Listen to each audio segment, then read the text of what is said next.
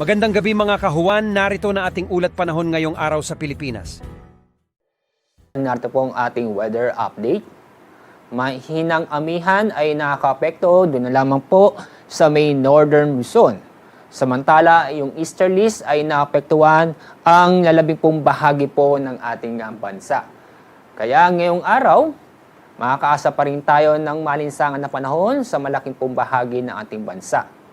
Pero dun sa northern Luzon, bahagyo pong malamig ang panahon, dulo po yan ng amihan. Bukod sa malamig na panahon dala ng amihan, magdadala ito ng mahihinang pag-ulan sa lalawigan po ng Aurora at Quezon. Kasalukuyan o sa mga oras nito, wala po tayong binabantayan o namomonitor na sama ng panahon, low pressure area o bagyo sa loob ng PAR at ganun din po sa may bahagi po ng dagat Pasipiko. Bukas ay inaasang pa rin natin ang epekto ng amihan doon na lang po sa bahagi ng northern Luzon. Samantalang yung easterlies, magpapatuloy pa rin ang epekto sa lalabing pong bahagi ng ating bansa.